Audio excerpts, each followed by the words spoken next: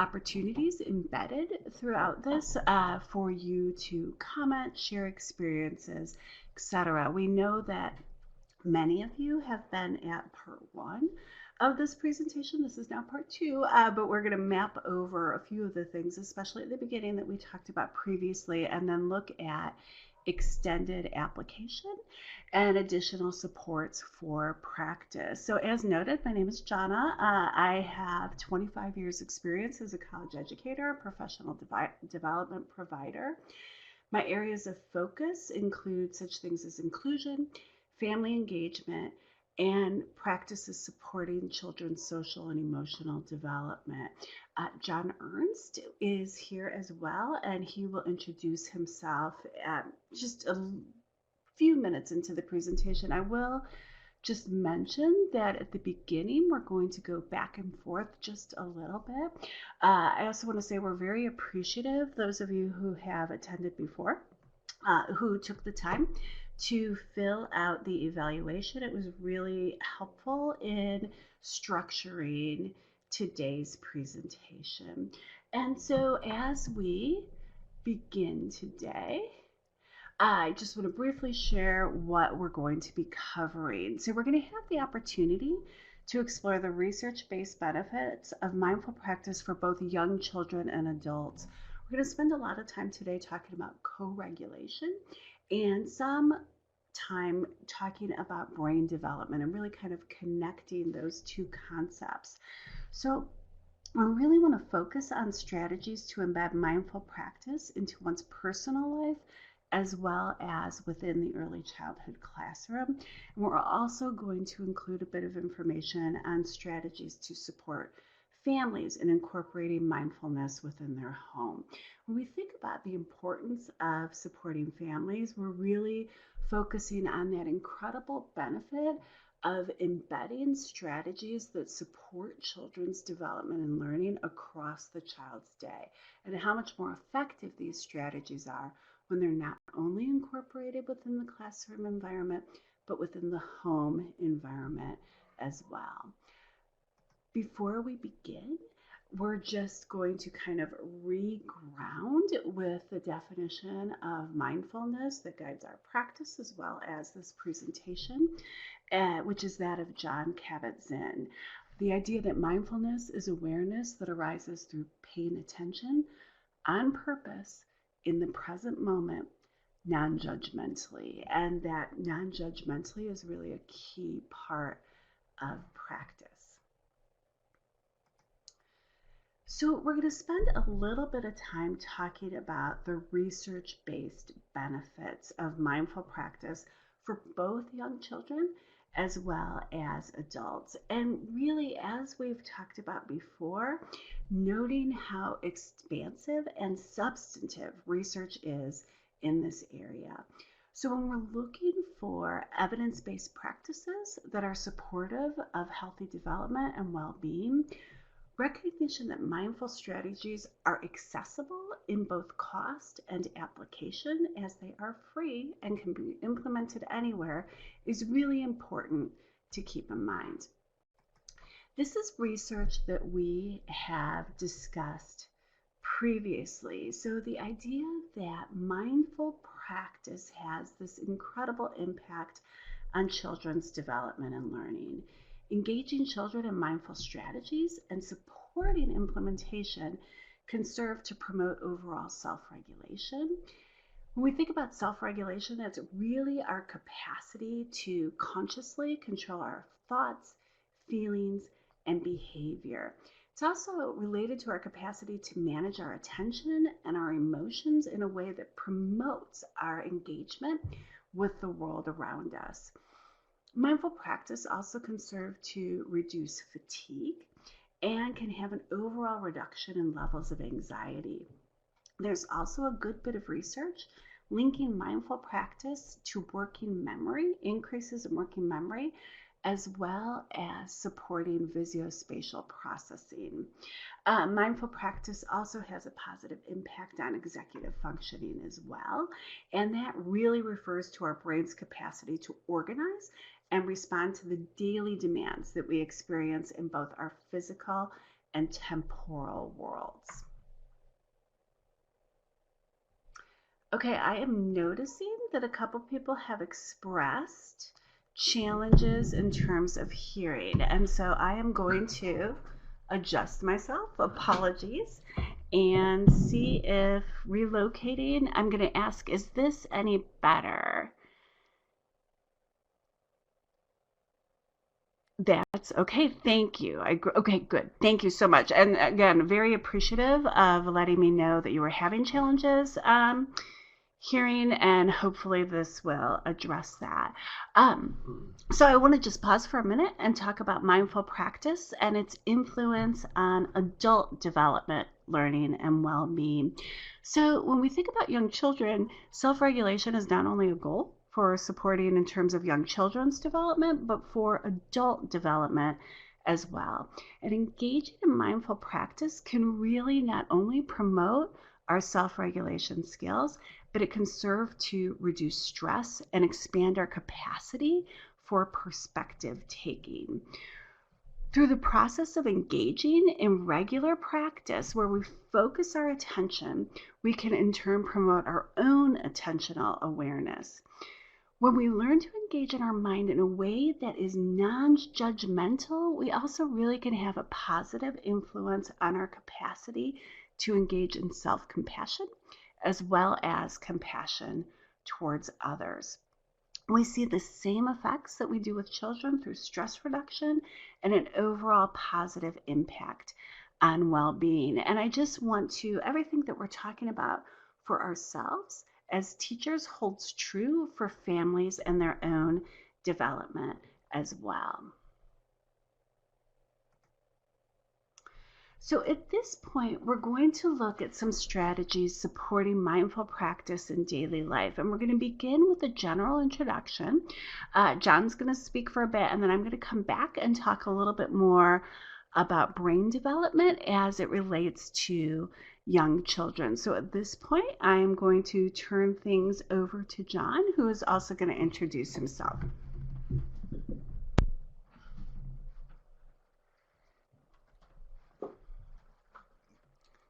Hi, everybody, and thank you for coming.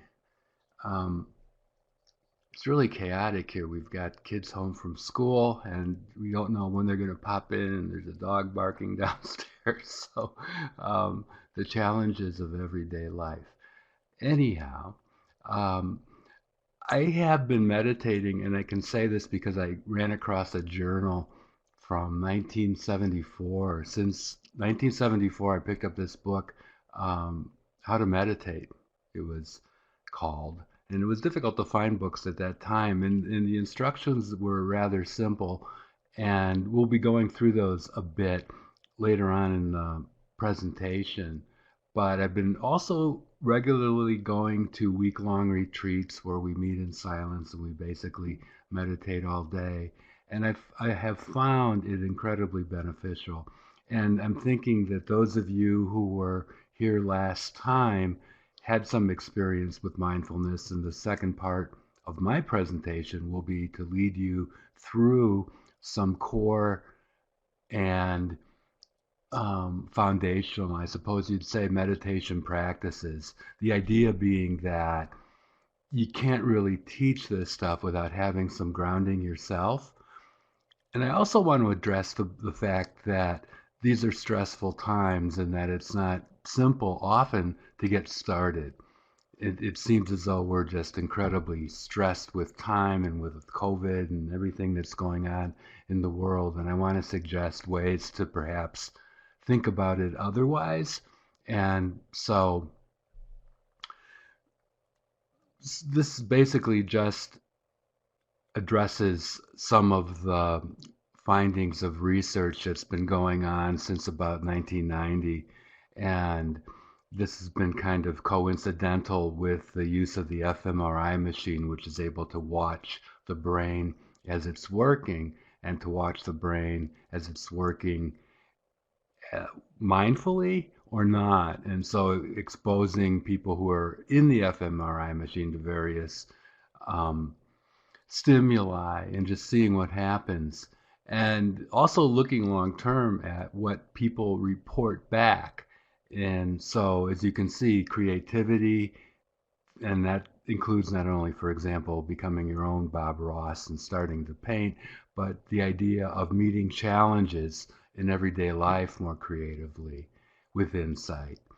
Quality of sleep improves. I'm not going to tell you that this is something that is a short term effect and something that won't necessarily present problems, but the reported quality of sleep does in fact improve. Mental clarity improves, and one of the things with mental clarity that I want to stress, and I suppose this is true of focus as well, is the idea of your what is important to you, the clarity of long-term goals, who it is you want to be, what it is you're doing that might kind of encourage that growth, clarifies.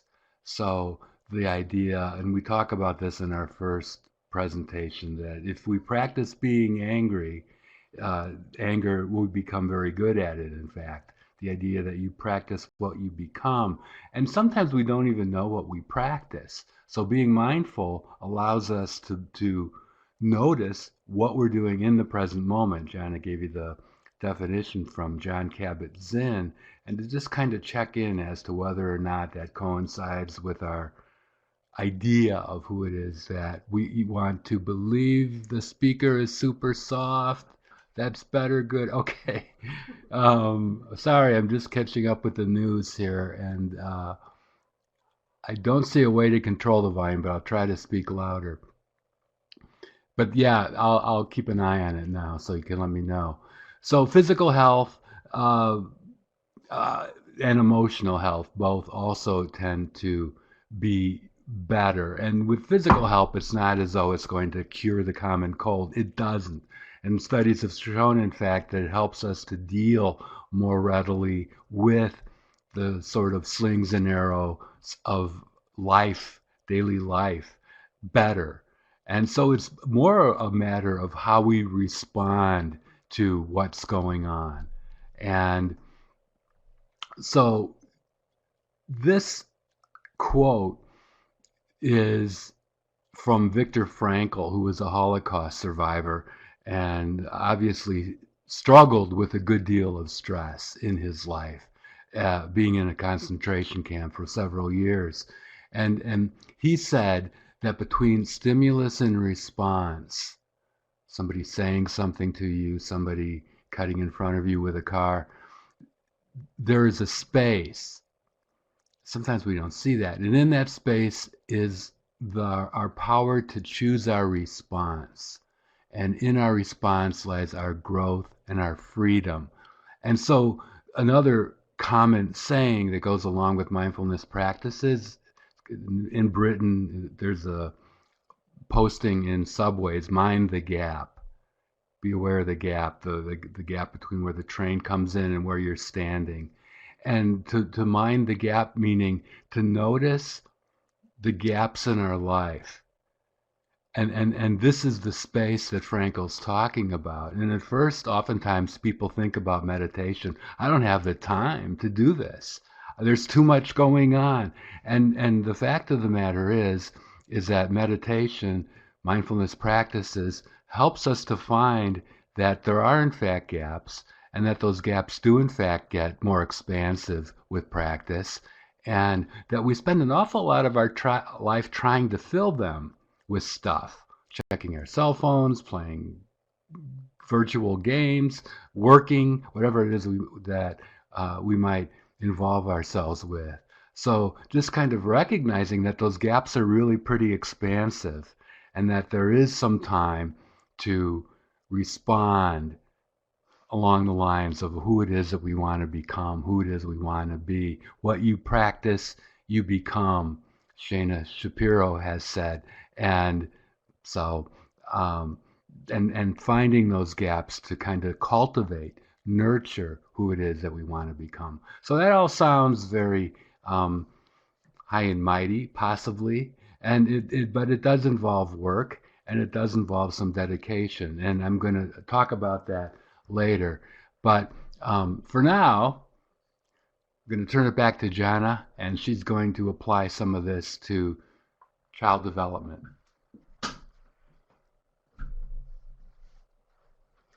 So thank you. And I'm going to be, again, mindful of any comments regarding volume. The idea that John was talking about of minding the gap, one of the things we wanted to expand on in terms of our discussion is the idea of what we know about children and adult brains and how this information really, in a meaningful, concrete way, applies to self-regulation. So when we think about brain research, as we consider self-regulation for children, it's really important to note that these same strategies apply to adults as well. And I'm going to go through and discuss two slides with two really kind of basic, but really, I think, intriguing concepts. One is talking about the upstairs versus the downstairs brain. And then on the next slide, we're going to be talking about flipping one's lid. And I want to note that these kind of just give a general foundation for what's happening with regards to brain development that we will map back to later when we talk about strategies to support children's development. The idea of the upstairs and downstairs brain was conceptualized by Dr. Dan Siegel and Dr. Tina Payne Bryson, and they presented this concept in their book, The Whole Brain Child. And I think one of the things that's really advantageous about this idea is not only the concept of upstairs and downstairs, which I'll describe in a second, but that stairway between the levels. And when we think about that stairway, that is where we as teachers, as parents, as community members can really work to cultivate positive responses to the environment. So these authors presented that the brain can really be thought of as a two-story house. So downstairs in the house is where basic functions like strong emotions, reactions to danger, fight, flight, freeze, or automatic functions such as breathing, heartbeat, all occur. They argue that this is similar to the downstairs of a house where we find basic things like the kitchen, the living room, the bathroom, etc. So the downstairs brain saves us from urgent situations. It keeps us breathing. It keeps things going. It's the upstairs brain, on the other hand, that's really much more complex. When we think about the upstairs brain, it's where things like thinking, imagining, and planning occur. We use our upstairs brain to engage in problem solving, to make good decisions. We want our upstairs brain and our downstairs brain to work together. We want that connection between emotions and thought. And again, that staircase is what we can really think about as we kind of cultivate these skills in young children and work on them ourselves. So mindful strategies are one really applied factor that can help us build that staircase. So over time, as we learn and as children learn to apply mindfulness, it can help us stay in our upstairs brain where we're responding to our emotions. So we can apply logic to those core emotional reactions, and we can respond in a way that reflects problem solving overall. And I just think one of the ways that's really interesting to think about this is not only children, for example, interacting with each other, but then how we kind of may intersect with that interaction. And so just for a minute, imagine two children who are in an argument over a toy. So they're both upset and angry, and in that state of mind, far less likely to be able to engage with how to solve that problem. One of the things that we need to continuously reflect upon is whether or not our own reactions to that situation, which in some cases might be frustration, right, might further perpetuate everyone's time downstairs. So if we have a reaction because our emotions have been triggered, for example, that is very downstairs in its origin, we can serve to kind of extend the time that children are spending in that downstairs area. On the other hand, if we calmly approach the situation, encourage children to take deep breaths, whatever kinds of problem solving strategies we typically employ, we can really be working actively to build that bridge, that staircase between the two levels. I'm going to move to the next slide and we will talk about the concept of flipping one's lid. And so here is this, there's a lot of information on this slide. I'm going to speak in a general sense about the concept and really connecting that idea of upstairs and downstairs brain to flipping our lids. This too is a concept that not only supports our understanding of children's development and their brains, but is also something that we can apply to our own development. So I think, the term kind of suggests this, but flipping your lids means that you have lost control. So using the previous analogy, we're operating in a downstairs part of our brain. When our lid is flipped, we're not connected to logical thoughts. Rather, we are invested in emoting. So this specific analogy presents the hand as a brain, where the palm of the brain is responsible for such things as breathing, our heartbeat. It's really that primitive reptilian part of our brain. The thumb, and you see that crossed over in both of the images, is really the aspect of our brain, midbrain, that really kind of triggers that flight or fight response overall. So we might seem to think that we're being logical, like we see this tube on the ground and we think snake and run. But if we're responding with that midbrain, we're not necessarily pausing that gap to determine, oh, that's actually a hose. I don't need to run.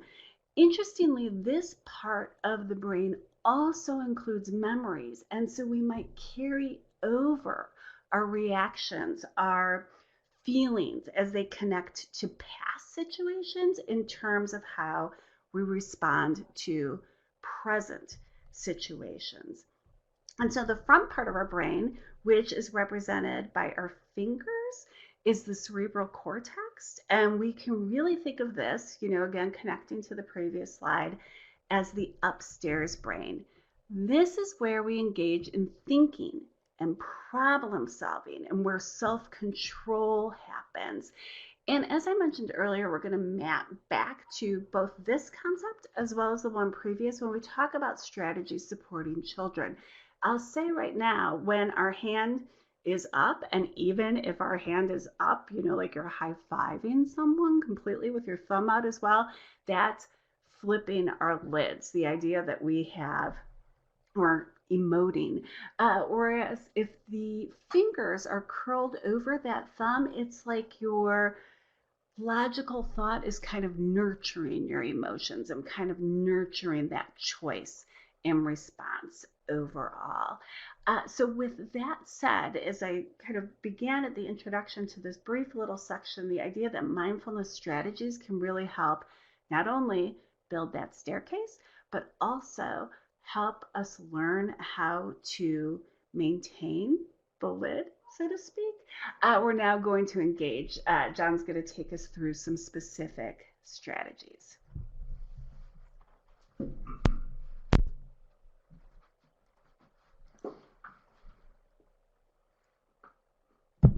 Okay. And I am keeping my eye on the news chat to see if there's any difficulty. What I'd like to do actually is to have everybody sit down or find a place that's comfortable, and like to actually just lead you in a brief meditation. So just get comfortable.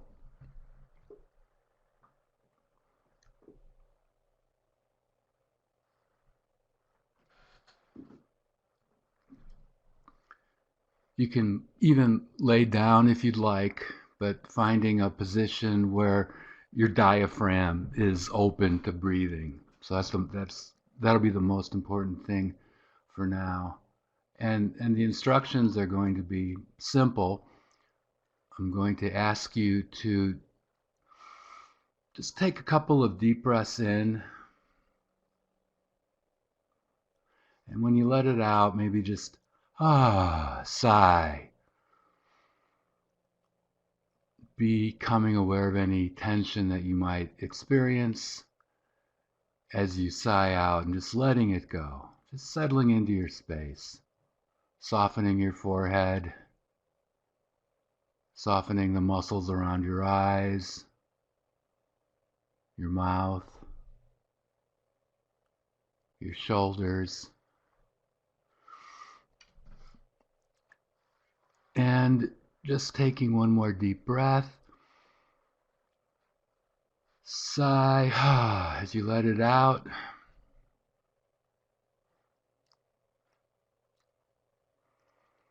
And just letting your breath return to its normal rate. And the instructions are these for those of you who haven't meditated before. Just for the next 2 minutes, I'd like for you to be aware of your breath without trying to control and without judging whether or not you're doing this right. And so just kind of letting gravity take over and breathing quietly for the next 2 minutes. And I'm going to ring the bell on occasion. And when you hear that, that's just an indication to check in. Where are you? Are you with your breath? And if it's not, if your mind is not with your breath, just gently, without judgment, bringing it back to your breath.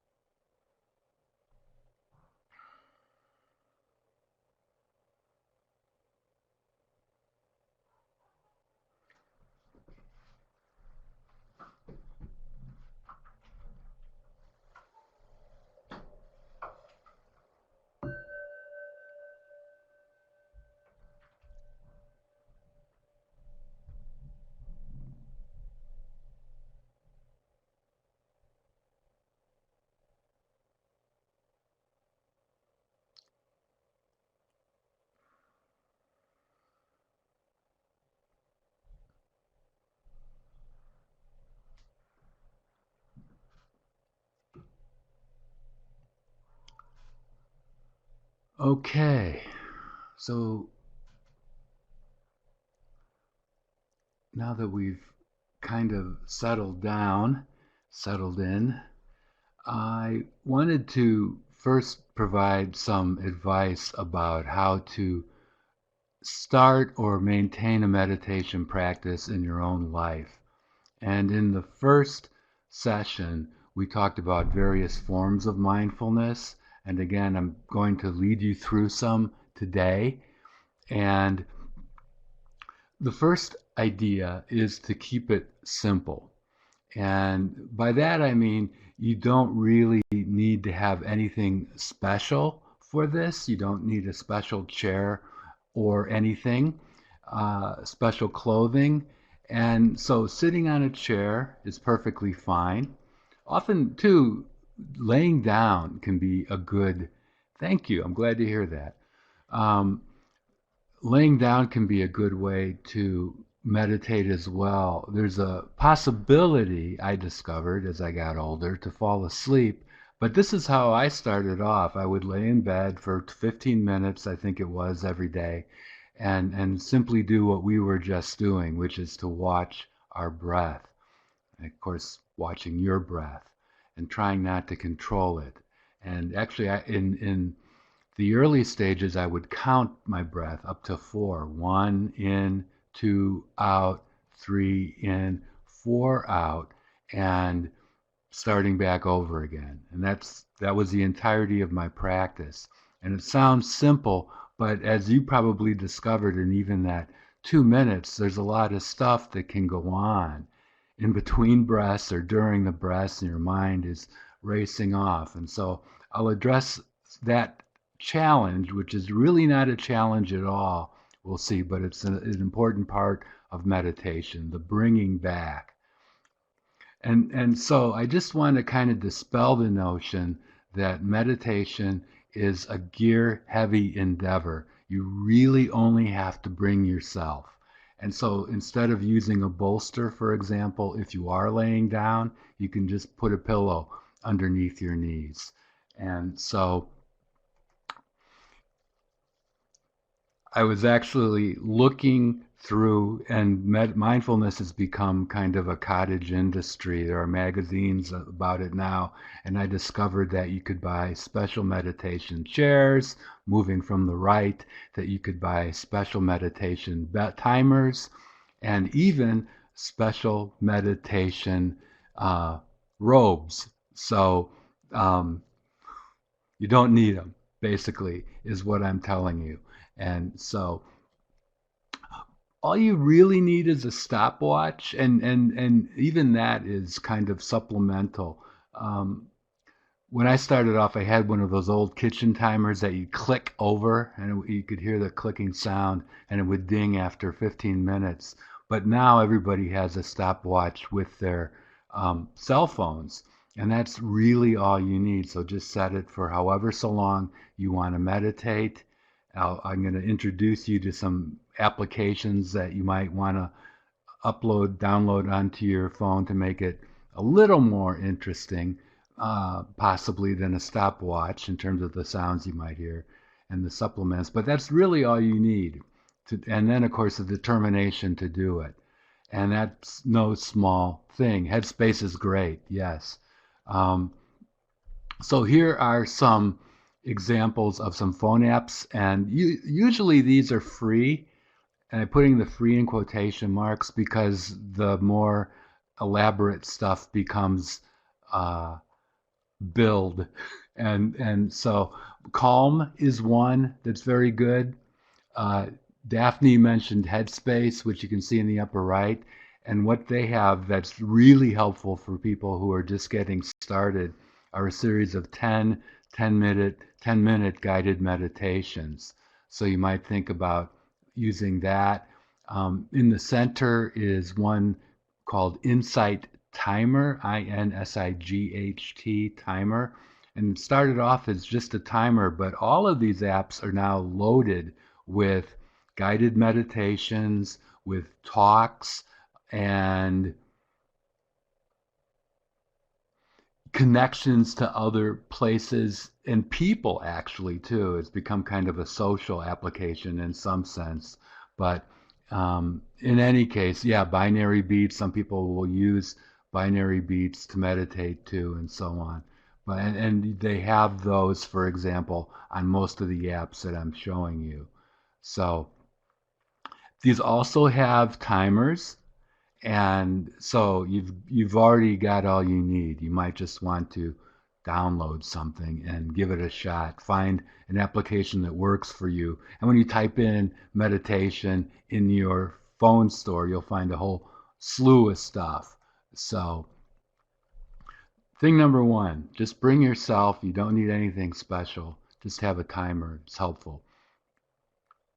Second, and this is frankly one I struggle with, although I found it easier lately because I'm going to invite you to join. We've been running since spring break, and our spring break was extended because of COVID-19. we've been running a daily meditation half-hour session on Zoom, kind of a drop-in thing. And so that's made it easier for me to have a regular time. A lot of people like to meditate in the morning. I'm not that person. I need my coffee before all else. And so uh, when I started meditating, in fact, it was like 5 o'clock in the evening. It was after work, and I could unwind. But it's just easier if you can pick a time that makes it more likely for you to meditate. And so the uncluttered mind, for those of you who have it, that's not me, in the morning, use that. And sometimes apps will remind you, they'll send you a little, it's time to meditate message. And so that will help you. And again, that'll come with free stuff. So try to have a regular time and try to have a regular spot. Ideally, of course, that spot will be quiet. And I understand that increasingly that's I'm really understanding it today. The dog was barking. I don't think you could hear it for the first half hour of our session downstairs. And if you could find a quiet spot, that's fine. It's helpful, but it doesn't really matter. If you could find a special spot, a corner of a room somewhere where you're unlikely to be disturbed, that's the most important thing. And so it becomes a place that you return to and where you kind of associate with meditation. So when I started, I didn't have a regular. I had a regular spot, but it was really on my bed in an apartment with 5 other people, and who were in the house at the time, and so it was noisy. And it just becomes a matter of dealing with what you have, I suppose. But just try to have a regular spot. It might be your bed, a chair in your living room, probably not the best place, but a chair quietly. I got to the point when I started meditating where the noise from my roommates got so loud that I moved to the closet with a regular chair. And that was fine too. So, but having a regular spot, a regular time can be helpful. I also want to encourage you to stick with the length that you're comfortable with. So I know that there are books out there with titles not like, but exactly the 2 minute meditator and the 10-minute meditator. Those are two different books. And so I suppose there's some radical difference between the two time lengths. But to begin with something that you're comfortable with is a good idea. I want to suggest 15 minutes to start off if you can, but the mind, Headspace rather, has a 10-minute meditation, and that's fine too. But you don't want to turn it into something that you dread. Oh no, I have to sit down and meditate now. Oh, so rather something that's shortly done and something that won't get in the way of your enjoyment of the meditation, which is not to say that entire meditations are necessarily or even most often entirely enjoyable. Sometimes things come up that we'll talk about later that we have to deal with. And so, but again, a length you can achieve, if it's 5 minutes, it's 5 minutes. If it's 20 minutes, more power to you. But whatever is doable for you is the time that you want to start with. I want to suggest also that once your practice has started, that you might want to think about meditating with others. And this picture was obviously taken before social distancing, right? But one of the things that's happened, and I'm going to send you several links in a moment, is that a lot of places that were doing group meditations are going online. You can do it virtually. I can see if I can send that to you right now. And so there they are. Um, it didn't quite come up the way I envision. But the first link, Tara Brach, she has been a long time meditator. She was one of the first group to really bring it from India to the United States and help found Spirit Rock out in California. But every Wednesday, and today is Wednesday, so you can try it out today. Um, Tara Brach has been offering her what were once live group sessions to the world for free. You just log into Tara Brach. They'll divert you to one of two other places, Facebook or YouTube. But she's streaming live, and you can meditate with her. She'll begin with usually it depends, 10 to 25 minute is the usual meditation, and that's followed up by a Dharma talk that talks about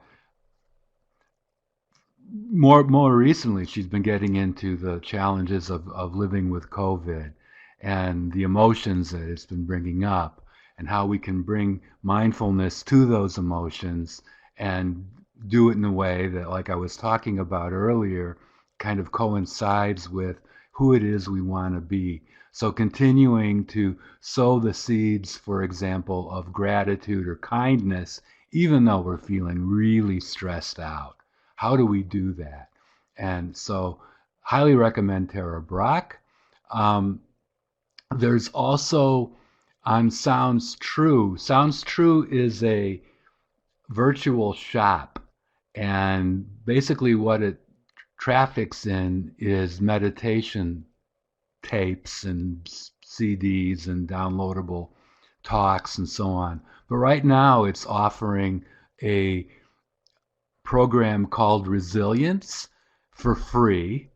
It's being run by John Kabat-Zinn, and he is the guy who brought mindfulness to the medical field in a huge way. Jana talked about him earlier. The definition that she used, mindfulness, is paying attention on purpose in the present moment without judgment, came from John Kabat-Zinn. So they're doing this elaborate program for free, and that includes live meditation sessions with John Kabat-Zinn. So you simply sign up, and there you go. They'll keep you informed, and you can log in. Two more quickly. One is Dharma Seed, and Dharma Seed is a really vast library, virtual library of meditation talks and guided meditations. And it might seem intimidating at first, so you can do subject searches. So, for example, if you're interested in stress relief, you can look that up and see what comes your way. If you're interested in specific teachers, you can look them up as well and find out what they have to offer. And there's just a lot of material on there. Finally, yes, I'm going to say to Lucia that meditating with your 9 year old son is feasible. It might, yeah, it'd be interesting to see how it works out. I don't know, of course, your 9 year old son. Um, some kids take to it really quickly. They really like it. And later, Jana will be talking a little bit, I think, about ways that you can get kids under 12s kind of more engaged in meditation quickly. Um, so the final link is the link up to our daily noon sitting. You're all invited. And so if you're not meditating with others in the same space, at least you're meditating with others virtually. So that can be a big support, I find. So all of these spaces are ways that you can meditate sort of with other people. So here's the Tara Brach link. And here is just to give you a sense of the scope of meditation. And again, this is something that we pulled from the first meditation. This comes from the Contemplative Life Society and the variety of contemplative mindful experiences. So they don't all have to deal with breath, watching your breath, for example. Some involve movement. Walking meditation is a wonderful way to engage yourself. If you're more physically inclined, yoga. I saw earlier somebody had typed in something about yoga, storytelling, dance. There's all these different ways to be mindful. And you'll notice that the earth from which this tree grows is built of communication and connection. So the idea of connecting with yourself, connecting with other people, and also with awareness, keeping that awareness. And that means to a certain extent turning off your cell phone and trying to avoid distraction and at least notice when the call is heard. So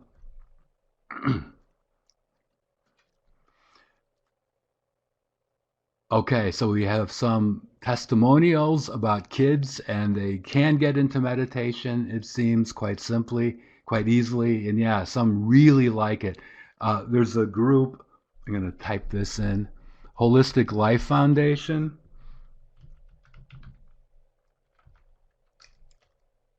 I can't do two things at once. Holistic Life Foundation. And they work with kids in Philadelphia who are preschoolers, kindergartners, elementary school or school kids too, to a certain extent, who are really dealing with difficult life situations. And there's videos you can find of them online where they're leading these 6-year-olds. Actually, the 6-year-olds are leading everybody, other 6-year-olds, through yoga and meditation practices. So thank you, Karen, for writing that down. So I want to just go over and practice with you some of the basic practices of mindfulness to have you experience them, and then leave it open for some questions. And think about how it was that you felt after that brief meditation that we had at the beginning of my part of the talk here. How did that make you feel? So being aware of that is important. And in a way, for most of us at least, at first, part of the benefit will be a bit of space, a bit more of the gap. We'll find more room to be. And so oftentimes people will think that, well, meditation is really going to cut into my time. And in a way, the opposite is true. What it does is it makes us more aware of the space that we do have. And so taking the 10 or 15 minutes where that we might have been otherwise engaged can be really interesting. So the first practice we've tried a bit already, basic breath awareness. And so again, as I said, you can count your breath up to 4, and you can simply say to yourself, breathing in, breathing out. We're going to do another experience with meditation in a moment where we'll kind of begin with this again. But this is a foundational practice. It's basic. I actually did this for years before taking on anything else, simply because I wasn't aware of any other forms. 70s was not it was a burgeoning time for meditation, but it wasn't like it is today, where you went onto the internet and found stuff. It was basically, in my case, through mail. There was a mail order meditation group, and so that's how I learned my practice. But you notice that things come up, the mind does begin to wander, and the way in which we bring our attention back to the breath without judgment, the idea of being kind to ourselves, for example, is really important. And so that idea that the thinking mind can be a problem is in fact not exactly the case. It's the thinking mind that kind of allows us to come back, because that's what the mind is going to do. Big sky awareness is where, and we'll get into this as well, where you kind of just watch your thoughts for a bit. This gets a little difficult, and during the case, the when we start trying this out. If it becomes too difficult, just go back to your breath. It's perfectly fine.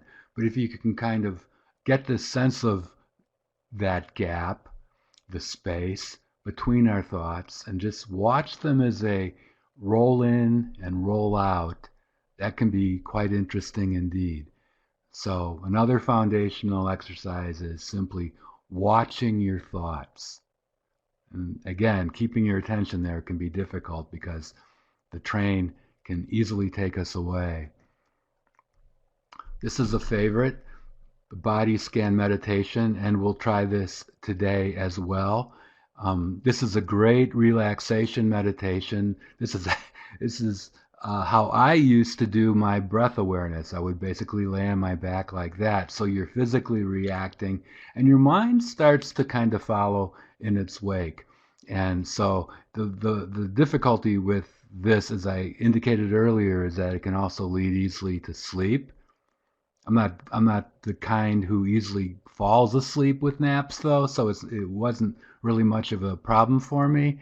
But yeah, the body scan meditation where you just become aware, as you'll see, of different parts of your body, the totality of your body can be um, very interesting and also a way to clearly relax. So metta or loving kindness meditation. I talked earlier about cultivating those aspects of who it is we want to be. And the likelihood is that all of these apply. May I be happy. May I be healthy. May I live with peace. May I live in peace. Um, these are all things that I'm guessing to a greater extent we all want to experience. And so wishing this first for ourselves and then sending it out to other people is something that can be very helpful. And we'll practice this as well. So before we get started, yeah, yoga nidra, absolutely, and so you'll find on those apps some yoga nidra meditations. So if there aren't any immediate questions, I'd like to kind of lead us through a bit of a couple of meditations. We'll do one and then we'll take a break and then we'll do a body scan. See if there are any questions. So I'll ask for questions first before we get into this.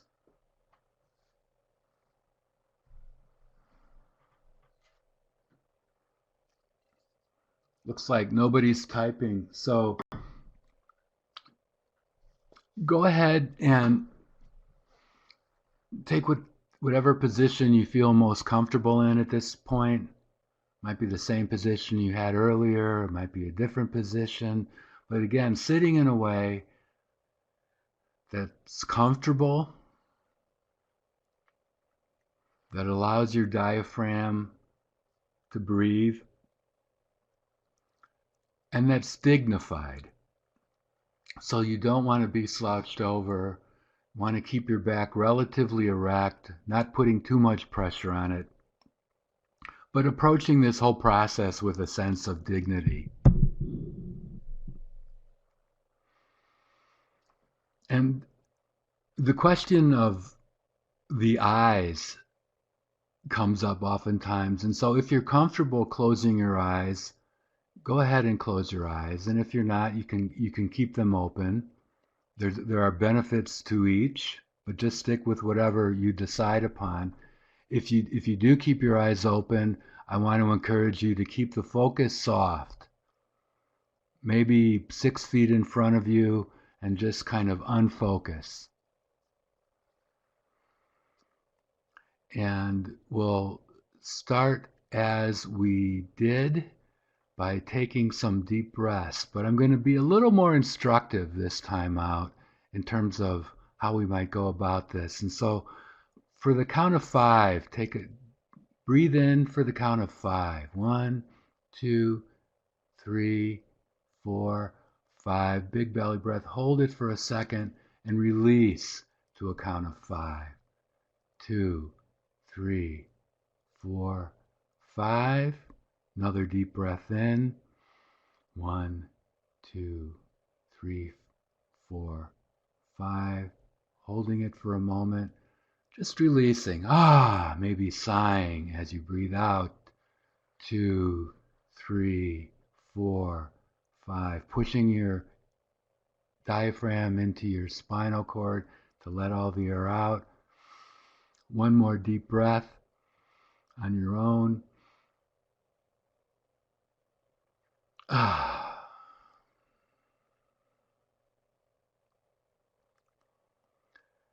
And just notice where it is that your breath is most obvious.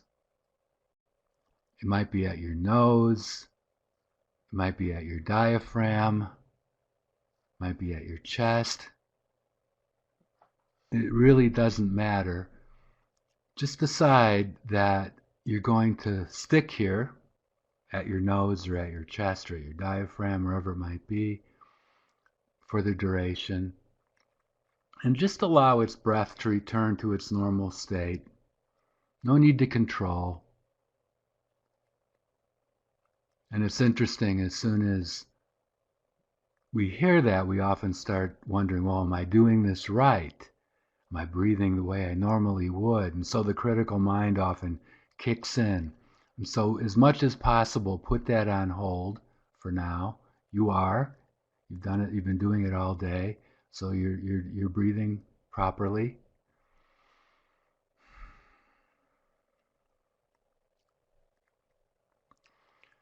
And just see if you can ride the entirety of your breath. And by that I mean be conscious of your breath from the moment you begin to breathe in to the moment where it turns and subtly shifts into an out breath,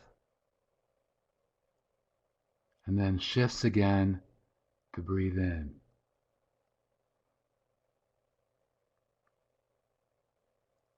And again, if it helps to count, you can count, or even say breathing in, breathing out.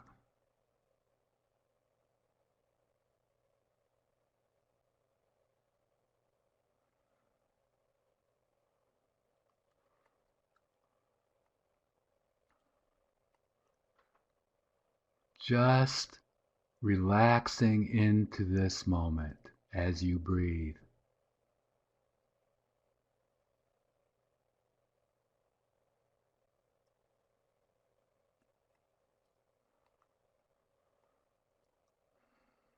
Nowhere to go, nothing to do, just sitting here, laying here, breathing.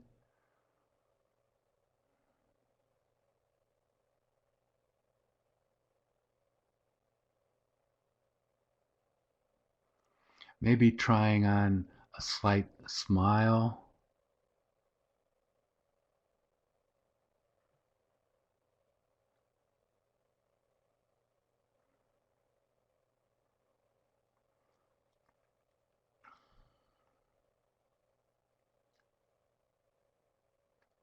And if or when you find that your thoughts are taking you away, that moment that you notice that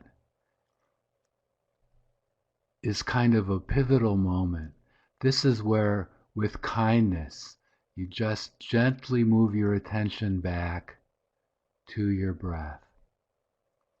It's not like you've done anything wrong. It's the nature of the mind to think. And so, in a way, our thoughts become our allies at this moment. The moment we become aware is the moment we can choose to shift our attention. This is true of breathing, this is true of life. The moment we become aware, we can shift our attention, we can shift our intention. So just gently,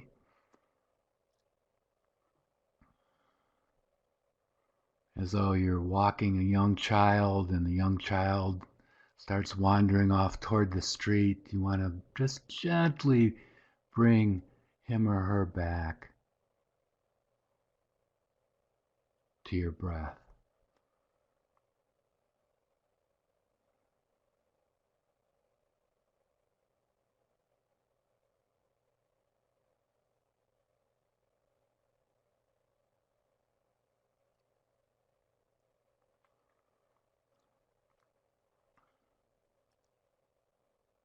Just breathing.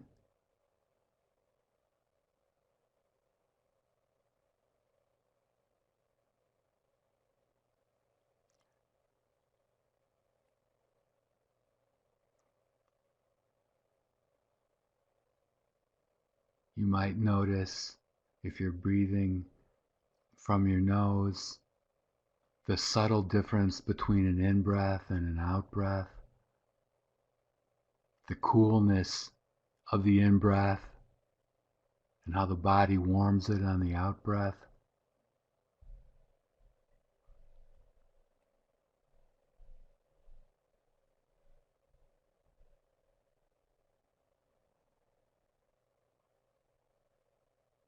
If you're breathing from your diaphragm, noticing the difference of the muscles as they contract and relax. As you just turn your attention to what you've been doing all day, that is breathing. With interest,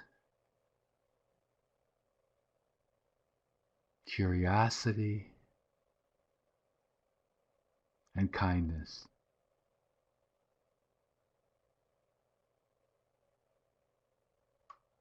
Just sitting or laying here breathing.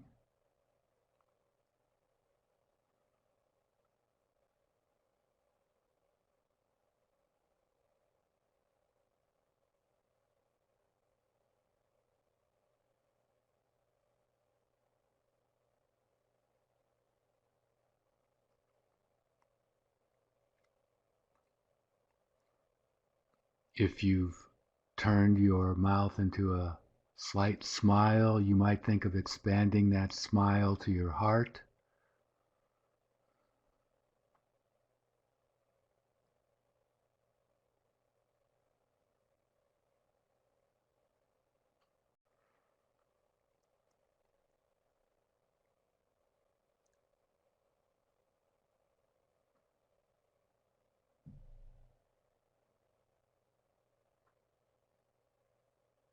Just being with your breath.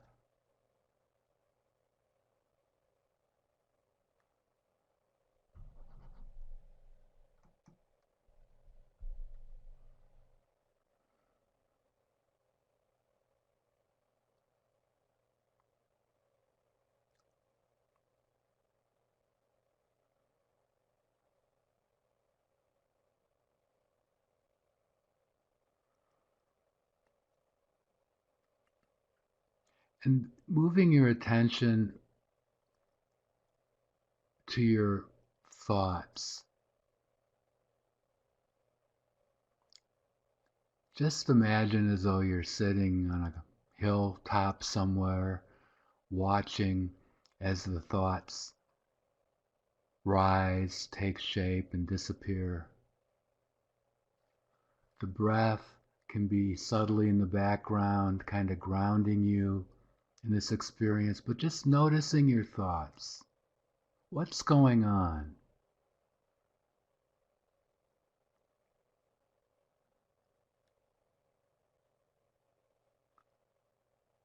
Noticing how thoughts come into being, change,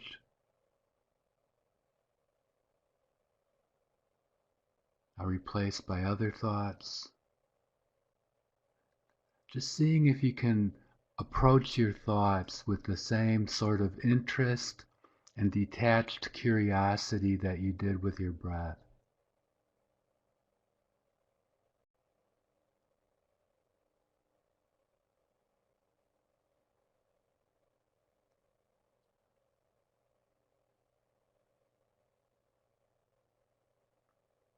Thinking of your mind as this big, expansive sky.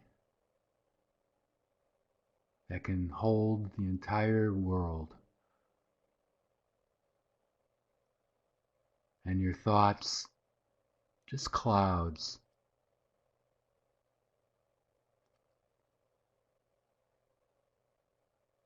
They come and go.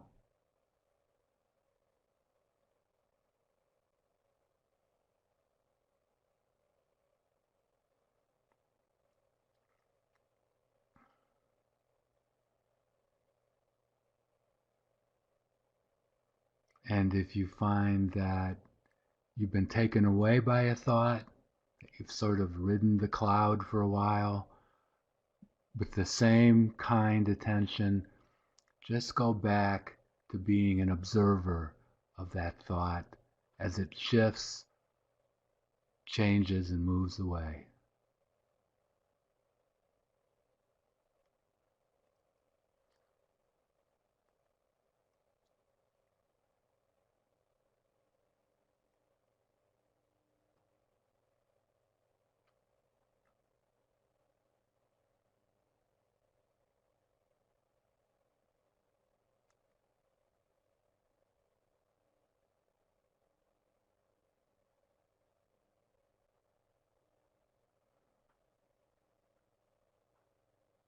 There's a quote from Pema Chodron who says that everything that comes into our consciousness is mind.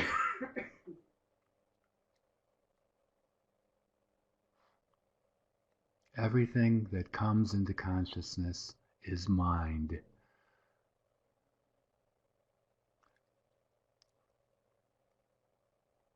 It's becoming curious.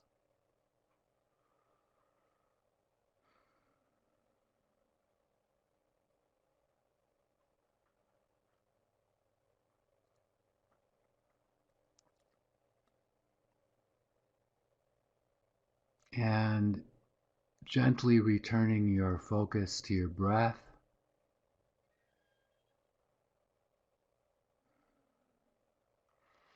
And just doing a quick internal assessment. How are you doing right now physically? How are you doing right now emotionally? Just noting, no need to criticize or characterize, just being aware.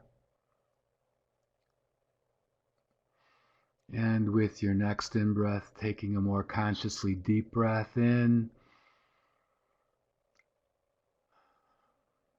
noticing what impact that has on your energy level, on your thought process, on your whole body.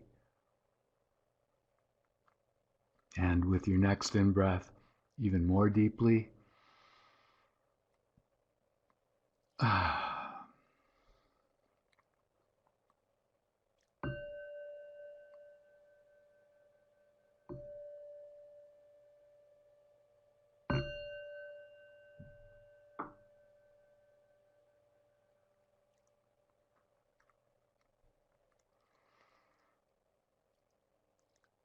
So how was that? Any questions? We did the breath and we watched our minds.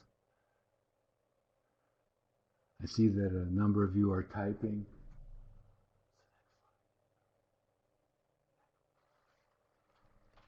I see. Good, relaxing, multiple. We're going to, you might, depending on how you feel, want to take a moment to stretch. For some of you, that might have been a little long. Let's go ahead and stretch. Challenging to stay focused, absolutely. So, Aubrey, I'd say that one of the things about that struggle is that it's everybody's in a way. And there's this outward appearance of the meditator as being very calm. And the interior, though, it's radically different, right? We're very a friend of mine used to describe it as it's like being in a closet with a one-man band. It can get really noisy in there, and so our attention is easily taken away. And so as gentle as you can be with yourself, and as much curiosity and even skepticism that you bring to this, the better. It's like, what is this all about? And so if you do get taken off, that again is the perfect opportunity to become aware that you've been taken off. That's the moment where you found the gap. And that's the moment where you toss the seeds of gentleness to yourself.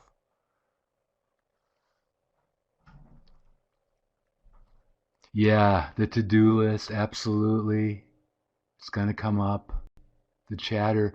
So, Jamie, I'd say the struggle with chatter is that it's going to happen. And so the struggle, the chatter is one thing and the struggle is something else. And so the chatter, it's not like meditation brings on that chatter. It's what's going on all day, really.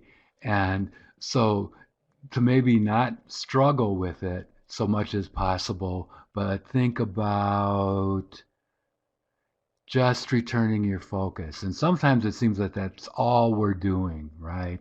Returning our focus, returning our focus. My gosh, really? Again, returning our focus. But that's the moment where, if you can, again, give yourself some slack. Yes, Joe, to be gentle with yourself. Thank you. It's okay to relax, Kim. Yes.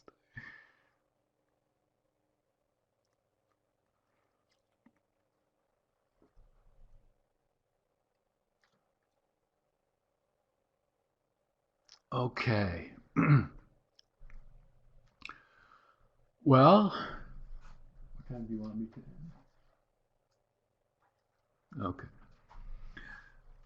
Um, I thought we would try a body scan meditation. And so if you can find some place where you can do this either sitting or laying down. It doesn't really matter. It depends on how relaxed you are right now. If you're really feeling relaxed, maybe you want to sit up to avoid the near occasion of sleep. Um, but I'll give everybody a couple of moments to find their position. And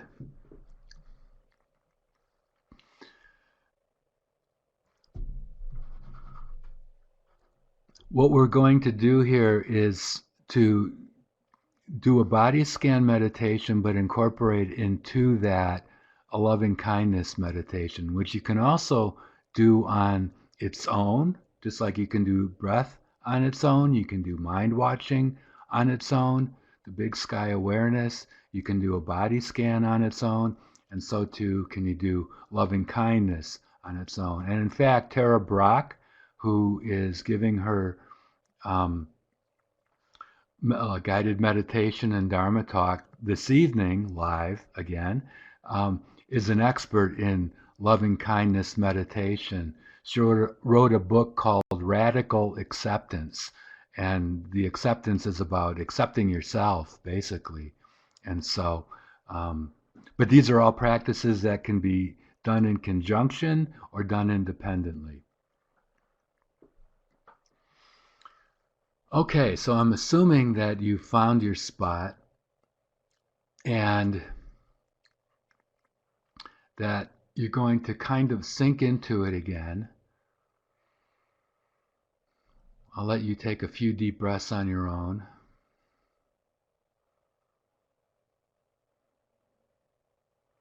Just settling into your space.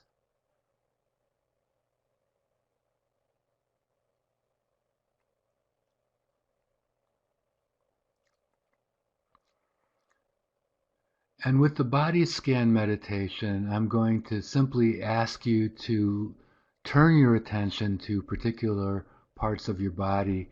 And in this case, and this isn't always the case. I'm going to ask you to look for tension, and if you find any tension, to just relax it. And so we're going to end up on the other side more physically relaxed. And so, beginning with your forehead, just softening your brow. And I'm going to suggest that maybe thinking of this like water. This is probably easier if you're sitting down, like thick water, moving down your body with your attention as you move from your forehead to your eyes, and soften the muscles around your eyes if you detect any tension with the out breath. You might want to notice the slight tension, the pressure of your eyelids on your eyes, the muscles behind your eyes, and just notice any tension and letting it go with an out breath. But before leaving, maybe sending out a sense of gratitude to your eyes for all it does for you during the course of the day. As silly as that might sound. Thank you, eyes. Moving down to your cheekbones. Noticing your ears. Perhaps the sounds that you hear. Becoming aware of. Not reaching out, not grabbing hold of, just noticing any sounds. Noticing too any muscles around the eyes, behind the ears rather, and letting any tension go with the out breath. As you move to your mouth, and this is an area where we tend to hold a lot of tension, and so if your jaw is clenched, just allowing some space between the teeth, maybe wiggling your lower jaw back and forth a bit, putting your tongue at the roof of your mouth, and just letting any tension go. So there's a lot of sensescapes, as they call it, in our head. We have our eyes through which we see, our nose through which we smell and breathe, our ears through which we hear, our mouth through which we talk and taste and smile. And so maybe just taking a moment to, in gratitude, thank all of those aspects of your head that serve us during the day. And letting it relax as you move down your shoulders, down your neck, rather to your shoulders.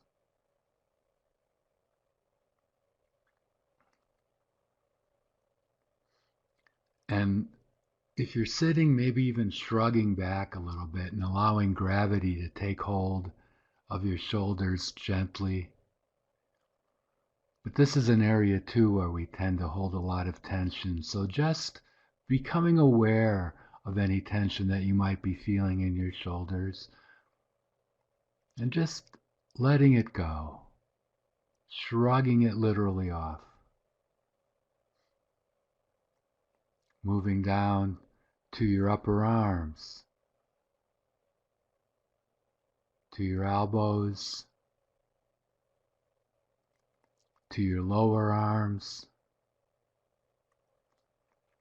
to your hands, noticing your palms, any sensations you might detect there, movement of the air, perhaps some moistness, just interested in your hands for a moment, the backs of your hands,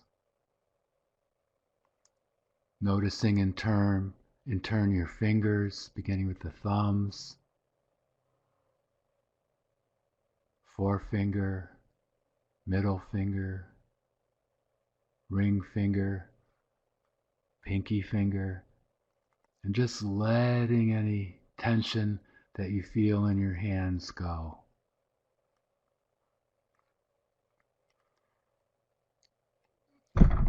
Moving back up to your chest area, to your shoulder area, and just kind of moving down to your chest,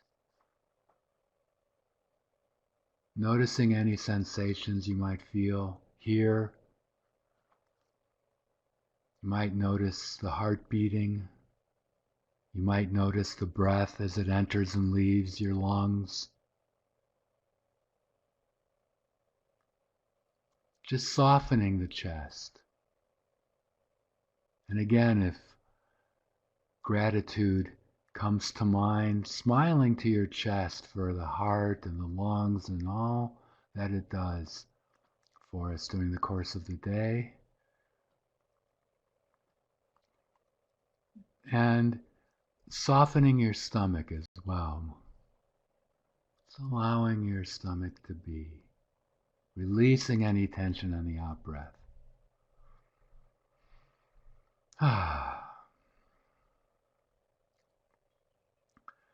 And moving back up to the base of your neck, just moving to the upper part of your back, noticing again perhaps the blades of your shoulders, letting any tension there go. Moving down to your middle back, to your lower back, taking your whole pelvic region into account. Noticing, for example, the gravity if you're sitting on your butt. Even if you're laying down, you'll feel some pressure there. Your hips, upper legs. Just relaxing with every out breath, any tension that you may encounter. Down to your knees, your lower legs, your ankles,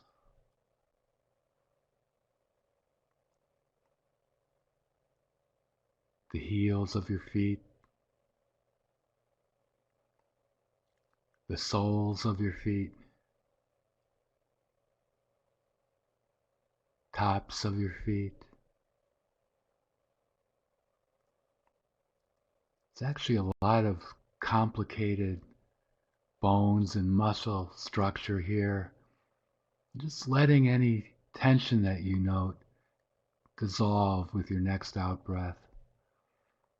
As you just, in turn, relax your toes, beginning with your big toe and just moving out to each toe, seeing if you can contact each of your toes.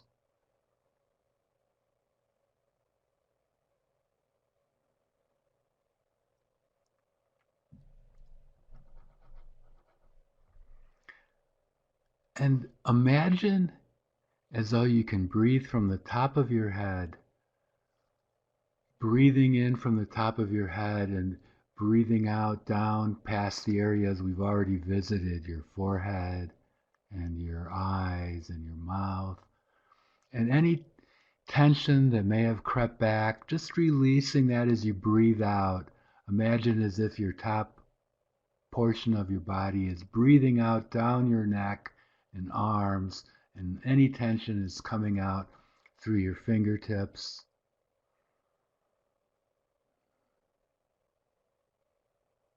And again, breathing in through the top of your head, and again revisiting your forehead and eyes and jaw, neck, but now going down your back and chest and legs, and letting any tension that you have rediscovered in your lower body just gently flow out, dissolve into the air through your toes.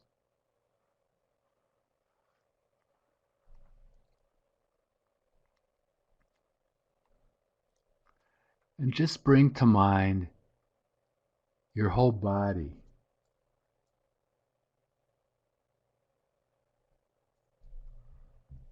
as it lays here.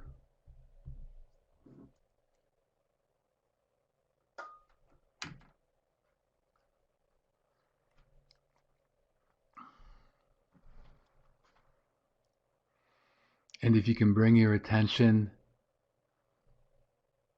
to your heart center,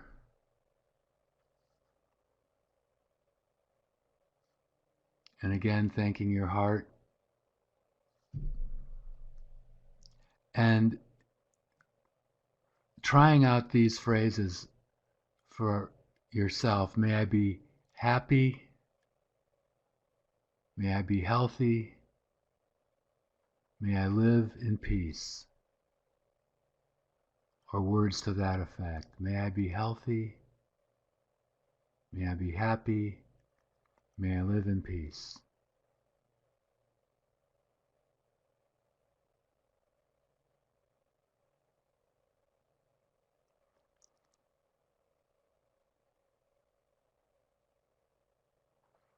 And maybe sending that wish out to others.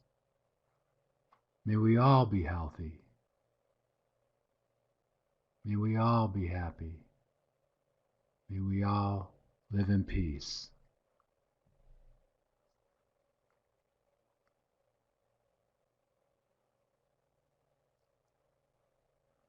So this is a practice that we can engage in for a whole sitting, just wishing ourselves whatever it is that we feel we might need, or wishing others, even people who are irritants in our life.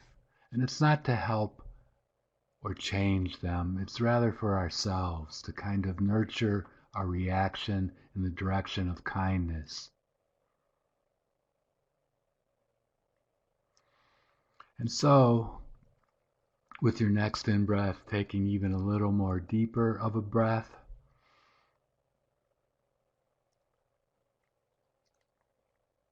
start to feel the energy that your breathing brings in. Maybe with your next in-breath, starting to wiggle your fingers and toes. And in your own time, open your eyes if they've been closed.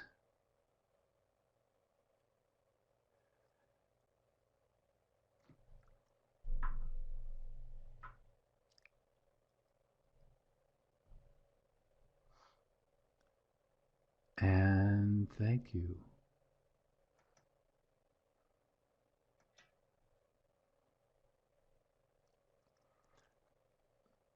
Just a couple of quick points before I turn this over to Jana. And one is something that I've alluded to a couple of times, and that is intention.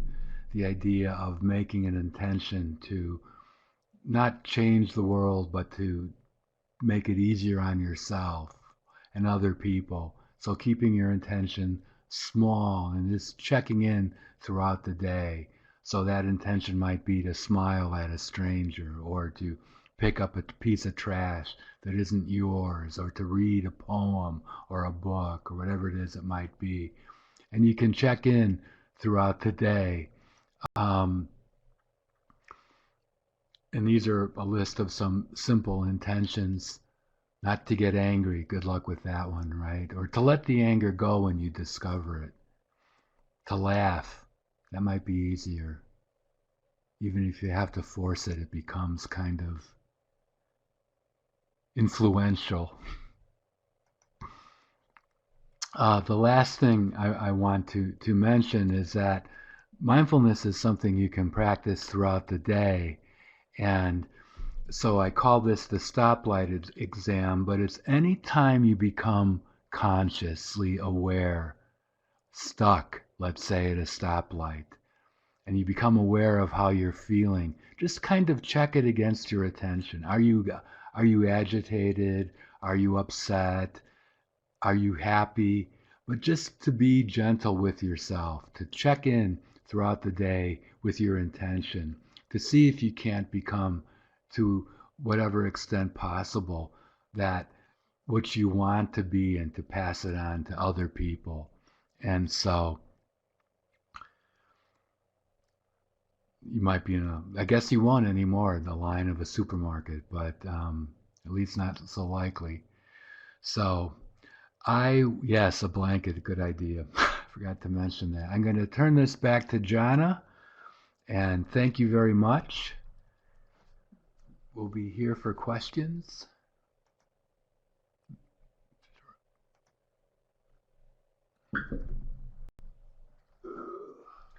Thank you.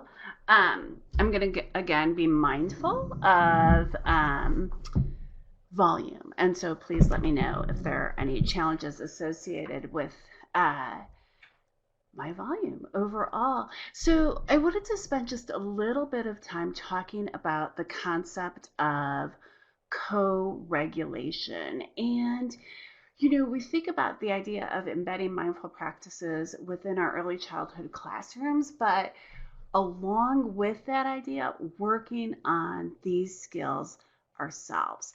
And so when we think about co regulation, it's really an incredibly important skill for professionals as well as family members to develop. And they refer to skills that we put in place that can help young children develop their own self regulation skills. These are things like warm, responsive interactions that can really serve to model, coach children, and really kind of foster their own emotion and attention management. I just want to briefly comment.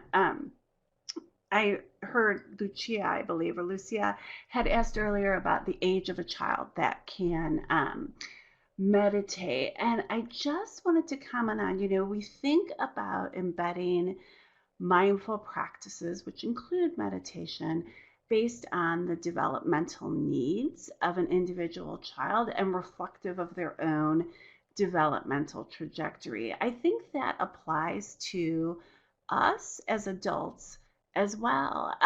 Some of us might, be developing in our capacity to meditate for longer periods of time. Some children at the age of 8 might be very adept at sitting for a half hour, or others who are a few years older might need to start with 5-minute increments. So we really need to think about our own developmental trajectory as well as that of the child. What I wanted to specifically focus on now, and we've talked about these before, is the idea of just general guidelines. We've spent a lot of time talking about the importance of practicing what you preach. And we also need to think about how to really kind of start simple and establish routines. And I want to spend more time focusing on those areas today. So, as you begin to plan and consider incorporating mindful strategies, really think about the goals that you have for individual children in your classroom, keeping in mind that all children benefit from attention and support in the area of self regulation. So we want to think about not only targeted self-regulation strategies that supports each child, but whether or not there are any children that have unique needs where we might want to embed additional targeted strategies. So, for example, we might know a child who has a tendency to flip their lid, and we can really spend some time thinking about targeted additional supports. So, how we support those individual goals, tools we can use for that include embedding strategies within the physical environment, within daily routines, daily activities, and really thinking about teachable moments. So, how can we really capitalize on those naturally occurring moments within the course of the day? So, as you begin to kind of reflect on and consider the effectiveness of practices that you might already have in place, as well as how to extend those practices, um, really consider these core practices. In general, we can think of them in two broad categories, one being mindfulness of the body and the other being mindfulness of the environment. When we think about mindfulness of the body, it's things like our physical and sensorial interactions within the environment. When we think about support for the senses, we could include such things as being aware of movement, meditation on the breath, and really attending to the thinking process. Mindful of the environment, on the other hand, is really that bi directional relationship between oneself and the physical world. And we focus on in this area awareness of objects, as well as just that general awareness of oneself within the broader environment. With that said, I want to spend just a little bit of time talking about the environment in a couple different ways. And I have some different tables and charts embedded that are also or were also attached as handouts. One thing that I will comment on, a lot of times people have made suggestions in the comment box, which is great. One of the handouts that you have leads to a resource list, and I have taken those resources and then added them, incorporated them into that link. So suggestions that you make, I will update our list with. So thank you. So when we think about mindfulness of the environment, we're really thinking about how our physical environment can support mindful practice. So, and one of the things that we can think about in terms of how an environment influences us is, for example, our favorite store. So, when you think about your favorite store, what is it about the store that you appreciate in terms of physical aspects? Are there certain aspects of the layout that you like, of lighting? Is there something about the environment that's easy for you to navigate? Do you know where everything is? We can take that, and then on the flip side, really think about a store that you don't like going into and what kinds of factors influence your assessment of that store. I will just mention to you, this is very tangential, but I found this, I read the study within the past 4 or 5 months, and it talked about the number one factor that will cause someone to leave a store, to stop shopping, is if someone bumps you. So if you are in narrow aisles and bump up against someone you don't know, you are likely to leave the store within 10 minutes, which I just thought was kind of interesting. People aren't even necessarily aware of that kind of decision making process.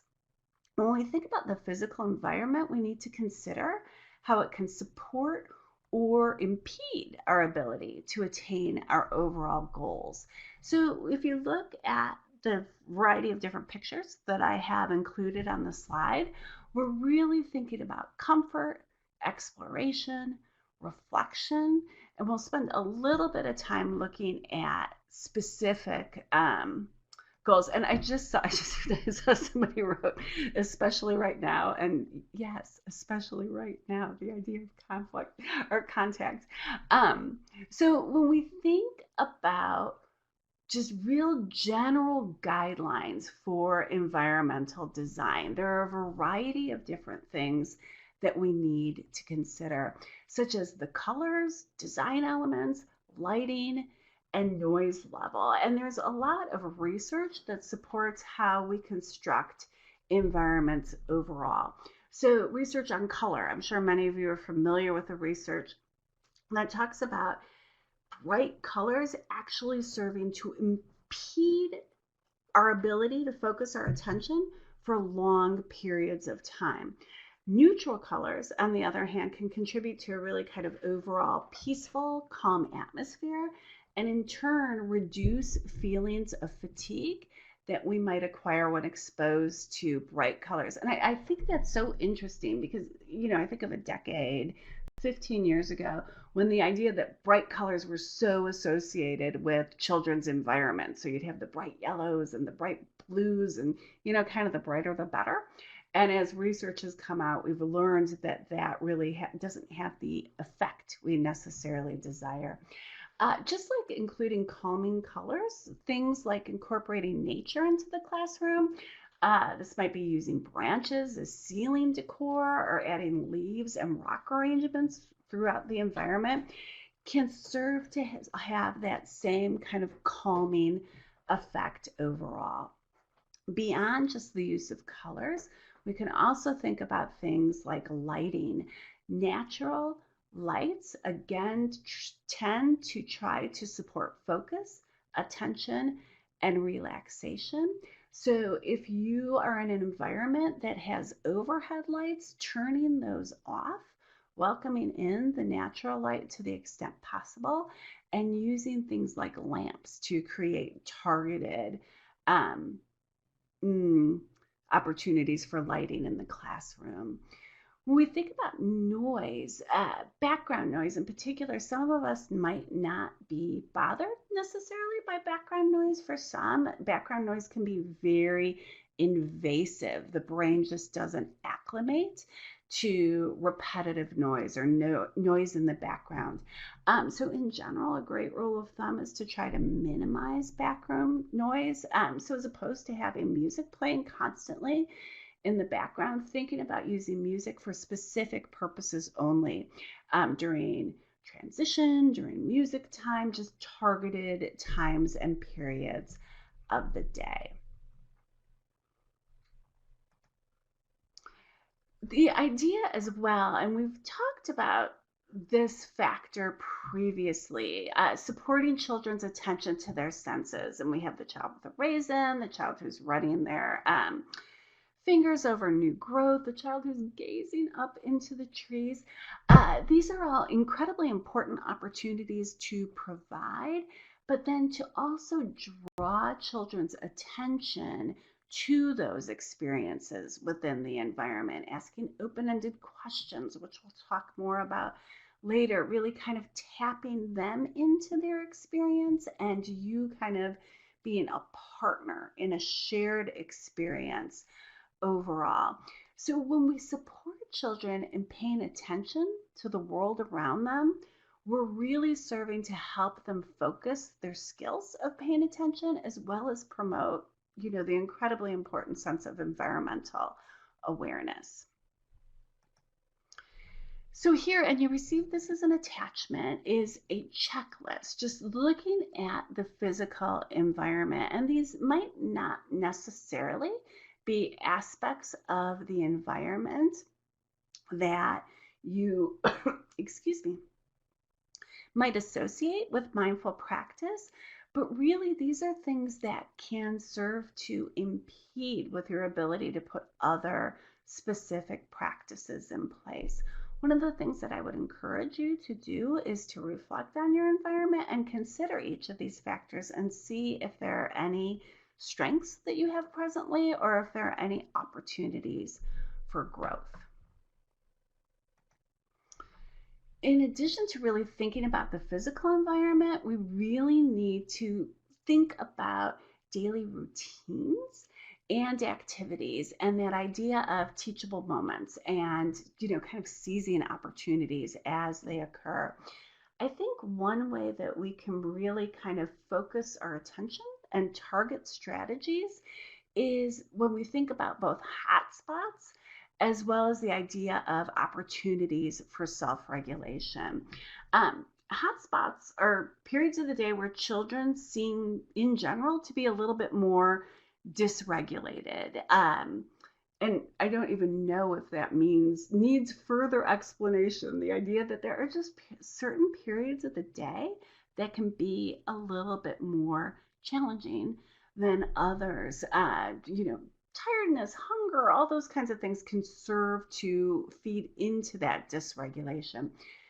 When we think about hotspots, we also need to think about challenges in our own self-regulation. So if we are feeling dysregulation, our capacity to support children in the classroom through co-regulation can really be influenced. We really can't help children build their own staircase between upstairs and downstairs brains if we're hanging out downstairs ourselves. So, recognizing those challenges that occur daily, hotspots for children as well as hotspots for ourselves, can be incredibly important. When we think about the daily routine overall, there are all kinds of different ways that we could think about transitions. So we could think about, when children move from exploring indoors to the outdoor environment, the idea that you might adopt a few yoga poses, or really engaging children in deep breaths prior to an activity that really requires their focused attention. These are all strategies that we can employ to really support those kinds of opportunities and embedding. Just want to emphasize again that we really need to start by thinking about our goals and then think about our day before we can think about strategies. We might see a strategy and think, oh my gosh, I love this myself, or oh, this would be so great to incorporate in my classroom. But if we don't really focus on when we're incorporating it or what our overall goals are, we're not really kind of maximizing that utility or even maybe the efficacy of any individual strategy. So, when we think about that idea of teachable moments, we really want to think about how to prevent stress, reduce stress, and that critical component of reflection. So, the deep knowledge that we all have of individual children in our classroom really gives us this important information about situations that might be stressful to them and how that might relate to dysregulation. When we think about mindful strategies and incorporating them into those teachable moments, we can really kind of not only mm, serve to address or support factors in the present moment, but give children tools that will be beneficial to them down the road. So, stress is unavoidable, and despite our best efforts at prevention, it's still going to occur. So, when we give children those effective strategies to manage their stress in the moment, we can really think about forging that connection between their upstairs and their downstairs brain. A really critical component of that, though, is pointing out the strategy to the child. So, oh, you just took those deep breaths, seemed you were frustrated and I saw you take those deep breaths. How did you feel afterwards? And really kind of trying to link that strategy with the present moment and related outcomes.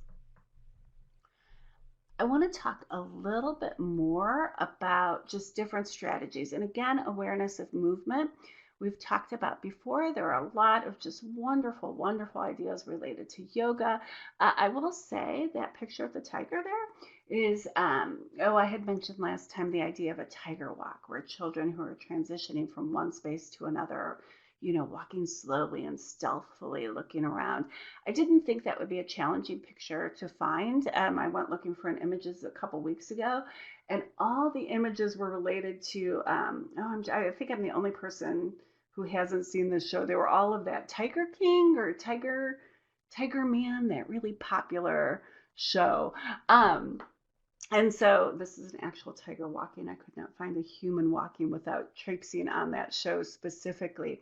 So when we think about awareness of movement, we're really working to connect mind, body, and environment. And the more that we can embed those kinds of opportunities into daily routines, the more we're really not only supporting children's self regulation, preventing dysregulation as they transition, but we're also really giving children those effective tools. In this next image, which again is a concept we spent a good bit of time talking about, we have meditation on the breath. There are included a variety of different images there. One thing I'll map back to is that we really need to introduce those strategies based on the developmental level of the child. And so we see children who are younger with a more concrete strategy of placing the object on their stomach to help support their development. of that skill. And as children age, they can do more abstract, like holding their diaphragm overall. We can also think about things that we can put in the environment or activities that we can do within the environment. So, two very cost effective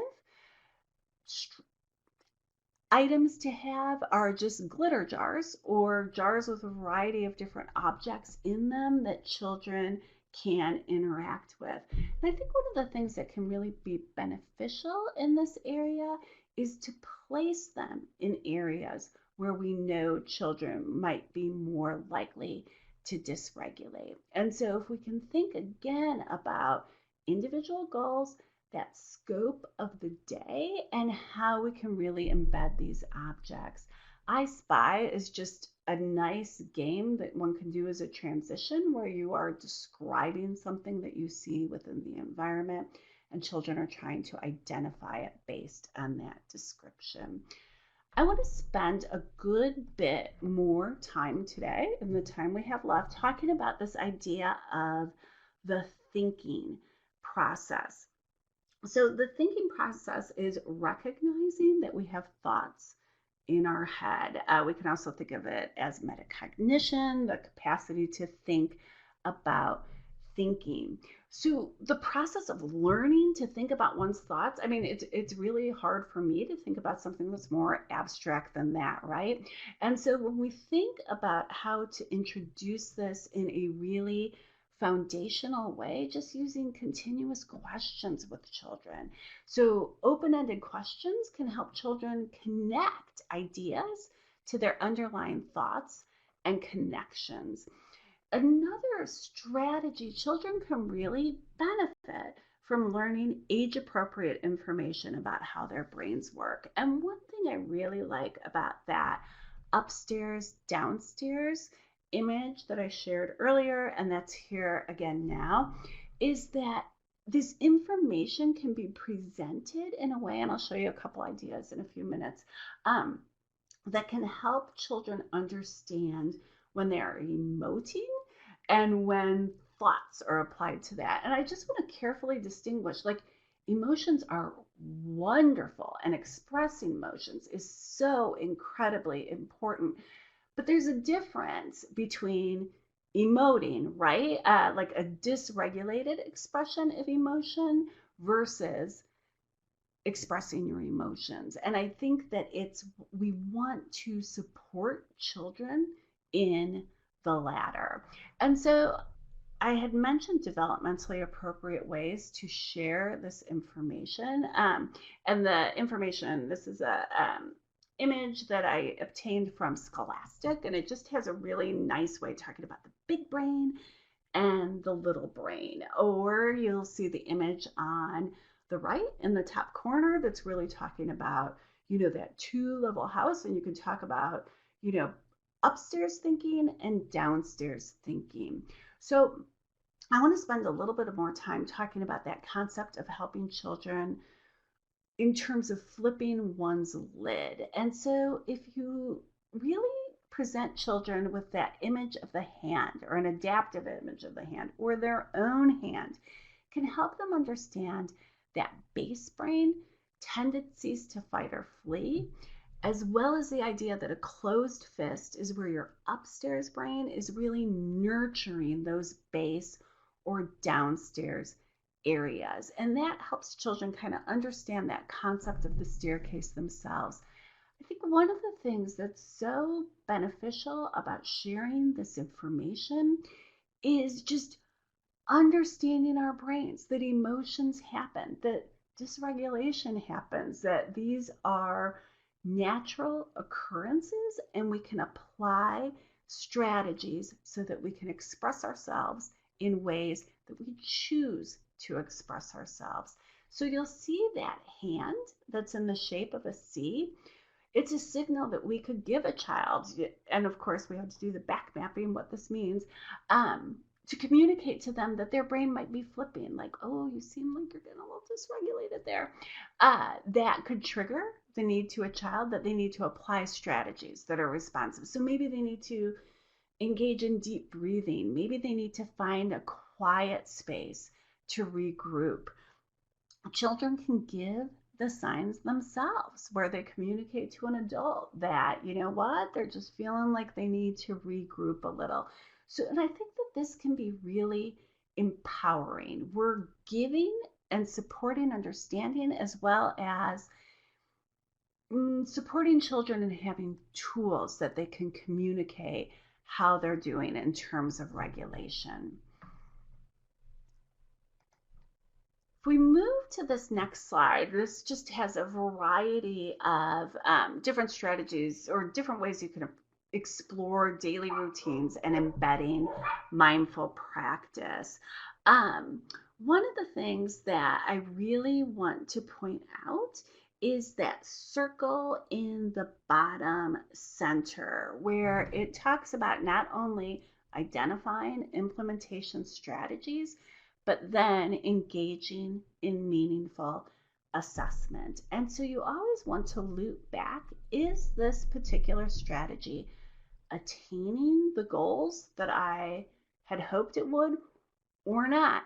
And one of the things that's really important to keep in mind about this is that it takes a lot of time for strategies to be effective. And so a lot of this research comes from, the area of habits. It takes 21 days, 2 months, sometimes just shy of a year for a habit to become, or excuse me, for something you're trying to do to become habitual. So, for the introduction of a new skill or strategy to become habitual. Too often we try something and 3 days later, oh my goodness, it didn't work. So we try something else. When by doing that, we're kind of really working against ourselves. We need to make sure that any strategy we implement is done with fidelity and integrity, which includes the idea that we are giving it enough time to be effective. We also want to think about, and I'm just going to comment briefly because the next slide you might think, oh, there are 20 slides after this, and they're not. I want to point out when we think about the family environment, that really these strategies are similar to that which we do for early childhood practitioners, teachers. So our capacity as adults to self regulate and promote self regulation are critical aspects of supporting children's development and learning. That message is such an important and empowering message for families, as well as communicating these strategies to families in ways that are responsive to their individual needs.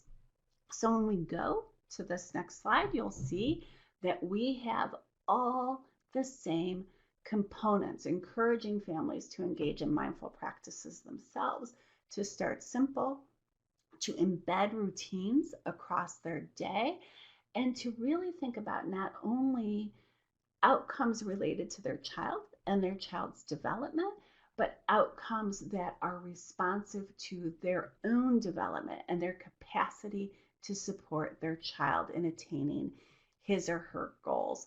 I am going to pause. I'm going to ask if people have, again, if they have any ideas that have struck them that they want to share. There are a couple messages here that I wanted to address. Oh, so the idea of where is the best place to have quiet space in the home. And I think that, the idea of thinking not only about is the space quiet or not, but does the space meet all those different needs, which vary from individual to individual. And so, for example, John mentioned going in the closet. And when he said that, I thought not only of you're away, right? It's kind of quiet, but it's also, there's something, I mean, if the closet's clean, if you prefer clean closets, right? There's something that can be really nurturing about that small kind of space. Some people are not irritated by noises in the background, so might not have that same need to separate themselves. It might be more focused on physical comfort within the environment overall. And so just really thinking about if there's space in the existing environment that you're drawn to, that children in your environment are drawn to as well, becomes very important. I see a couple people typing, and I know we are at 3 o'clock exactly. And so if anyone else has any ideas they want to share or wants to contact us afterwards, as I said earlier, we'll be updating um, the resource that you have, and I can update it on our end, and you will see those updates. I just want to mention, Joyce said, hoping we all enjoy a mindful and loving Mother's Day, and I am so appreciative of that, Joyce. I hope everyone saw that message. I hope that you are each healthy and well and continue